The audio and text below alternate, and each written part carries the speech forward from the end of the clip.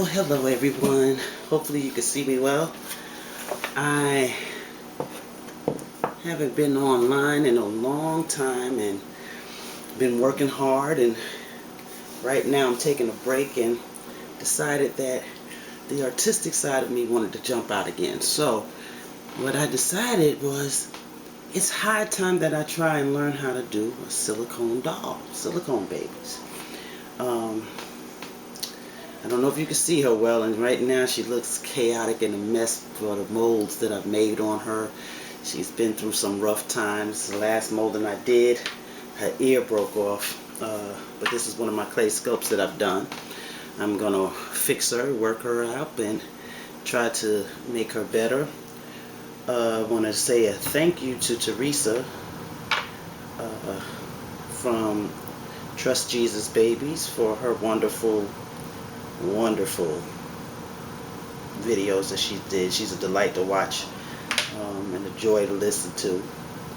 But for her advice that she gave for how she made her silicone babies. And since I'm in the learning process, and this is an expensive toy to play with, I decided I'll try her way first. I did start trying to make, I wanted to try to make a two-sided mold. It didn't work out trying to be cheap, so I went with her way. I also used videos from Bitty Molding Supply as well as Tested. You can find them on YouTube. Not showing you the whole process. You can go to Trust Jesus Babies and you can see the whole process of making the molds and filling. But what I did want to share was something that I deviated from Teresa's videos, is in regards to coloring. Of course, I love making ethnic African American babies, so I wanted to make sure that the coloring would be a nice deep tone. And from looking at the videos from Teresa's and others, I noticed that flocking alone would not give me enough in color. So going to test it, they discussed coloring, and where Teresa only put coloring in the B component of the silicone, they actually put equal amounts in both A and B. So I decided to go with that. Now, here's where my deviation went, because I didn't want her to be too chocolatey, too dark, because of course I'm going to be painting her after. So what I did was I made a mixture of my own. I added some flocking, the flesh color flocking. I added red flocking. I added brown flocking, but then I also took a tad bit of the silicone pigment and added that in the B. Now with the A, I only added flesh and red. I didn't add any more brown, and I didn't add any more pigment because I didn't want it to overdo, but I didn't want it to thin out my color too much. So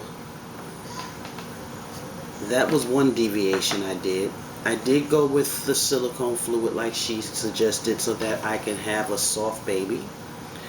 But to kind of help work it and allow me to tap a little longer, I also added a little retarder, which slows down the curing process just a little bit. I didn't want to do it too much, but I wanted to make sure that I had enough. All these supplies I was able to get from Bitty Mold.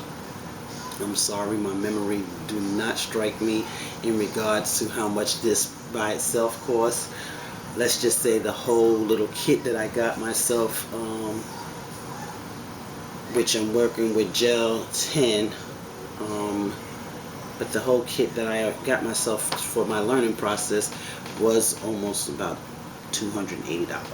So yes, this is an expensive task, and for those who always wonder why when they go on eBay that people sell their silicone babies for thousands of dollars, because it costs almost $1,000 just to make one baby, and there's a lot of work involved.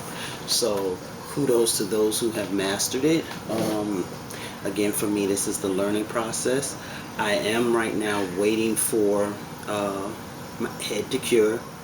One thing also I did differently than Teresa on Trust Jesus Babies is rather than use rice, I used water because I wanted to make sure that I have enough of the silicone poured. Important thing to do though, before you pour in there, you have to make sure that it is dried completely because water will affect the curing process of silicone. So you got to make sure you go back in there and dry it really well. And then on top of that, make sure you got enough release. Now I've used the 200 release and I don't have it in front of me to show you, but I did use the 200 release inside once I dried it out really well. Anyway, it is still curing. This has been about, I say about 10-15 minutes. Not even no, I can't even say that, maybe 5-10 minutes. But it is coming along really well. Teresa used just tape. I did tape, but I also wanted to make sure I can kind of get rid of the seam as much as possible. So I also kind of put rubber bands around because my mold is thick on the outside. So, and trust me, making the mold, Teresa made it look so easy, but I had to do a couple of them before I got the hang of it. So don't fret. I did use for these molds the suggested of store-bought, which you can see right there, 100% clear silicone. And when you mixed, what Teresa didn't mention is working time depends on the amount of cornstarch you add to that silicone. Once you add the silicone, it actually is a bonding type effect, which makes it cure that much faster. Without it, it'll take a long time. So you want to make sure that you kind of do the right proportions for your cornstarch, and that's where the science part come in. If you're good with physics, good with math, then you'll probably get this with no problem. For me, it was trial and error. Let me see, anything else I need to share? Again, for the whole process, I do highly recommend that you go to Trust Jesus Babies, where Teresa has a whole slew of videos on how to go about making the molds, setting it up, and getting the process. This is more for me, for my memory, but I did want to share what changes I made to what Teresa did, just in case someone else wanted to try to make this. This is not for everybody. You have to enjoy what you do. You have to be patient and realize that first time might not be right. Again, I use my own sculpts rather than dolls that's already been created, because yeah, one day I would like to see one of them on eBay. As I put my sculpts on eBay, I'd like to see them now in silicone form. So I guess that's it for now. I'll come back when she's ready.